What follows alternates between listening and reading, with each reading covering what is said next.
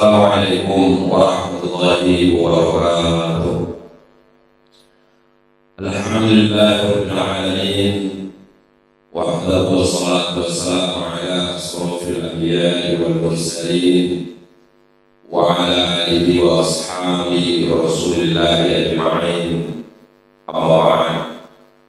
Para bapak ibu jamaah salat zuhur yang dirahmati Allah Subhanahu wa ta'ala.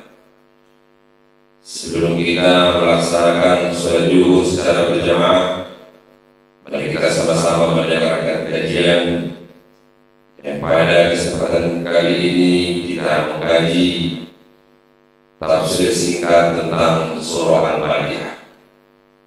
Surah Al-Fatihah adalah 7 ayat.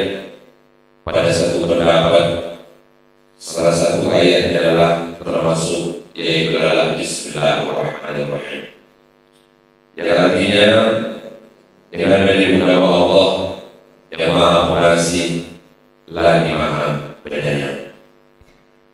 Alhamdulillahirabbil alamin. Segala puji bagi Allah Tuhan sekalian alam-alam. Alhamdulillah, segala puji bagi Allah.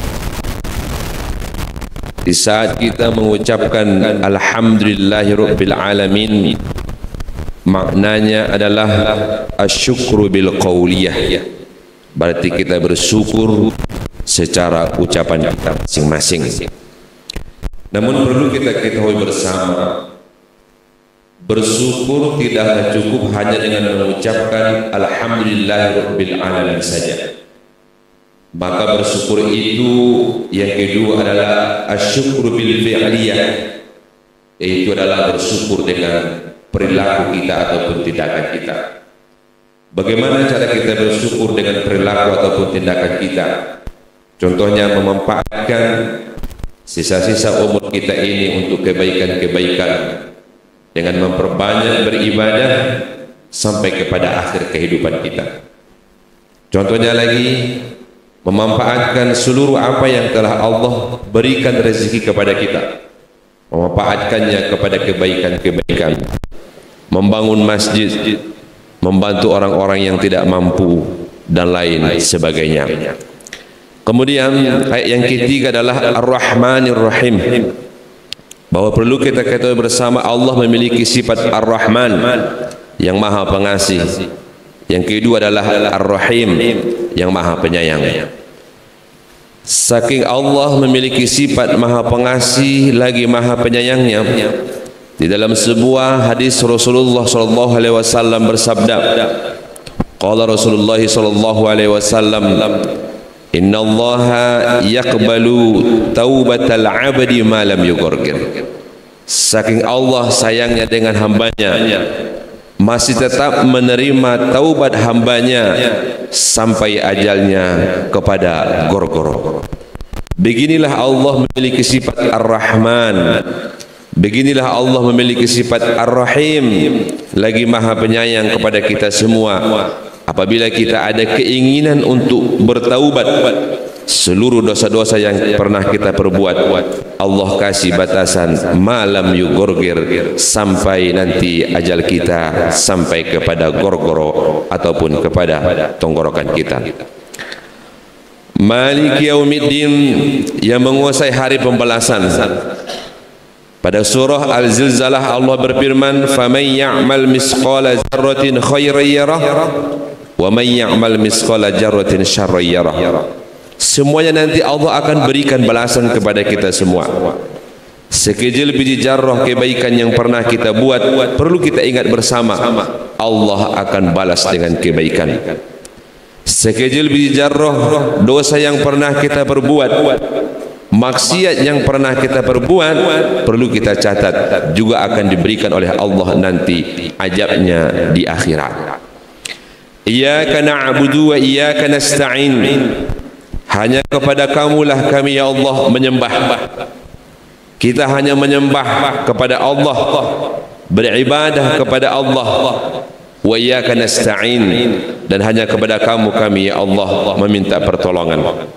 Pada sebuah hadis Rasulullah SAW bersabda, Wa ijasta'anta fasta'in billah. Apabila engkau ingin meminta tolong min karbid dunia, daripada kesusahan dunia dan daripada segala permasalahan yang kita miliki, fasta'in billah, kata Rasulullah, maka hendaklah engkau meminta kepada Allah Subhanahu wa ta'ala yang mengijabah, yang mengabulkan seluruh permintaan-permintaan hambanya. Jangan sempat kita meminta kepada selain Allah, bersandar hati kita bermohon kepada selain Allah. Biasanya orang yang hatinya cenderung masih bersandar meminta pertolongan kepada selain Allah, kepada manusia, kepada yang lain, maka Allah akan memberikan kekecewaan kepada orang yang sedemikian itu.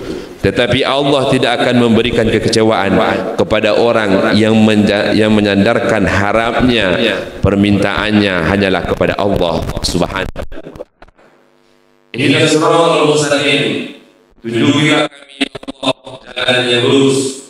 Siratal mustaqim maknanya adalah ad-din, agama yang benar ini, hidayah yang telah diberikan oleh Allah Subhanahu wa ta'ala ini. Setiap hari kita minta, tunjuki kami ya Allah, berikan kami hidayah ya Allah, bagaimana melaksanakan agama ini dengan benar.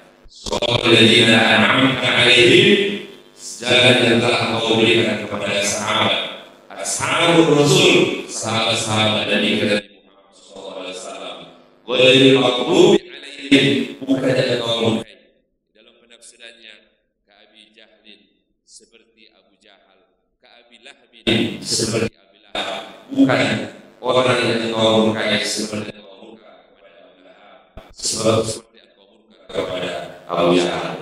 Ghairil maghdubi 'alaihim waladdallin, dan bukan juga orang-orang yang sesat.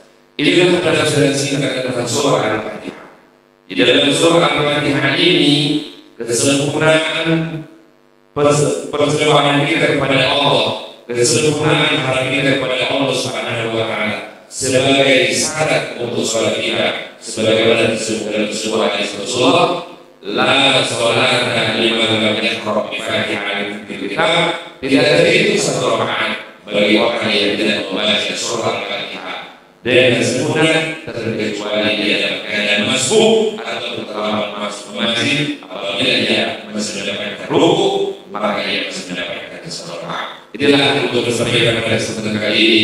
Mudah-mudahan yang mendapat kami dari para mohon maaf. Assalamualaikum warahmatullahi wabarakatuh.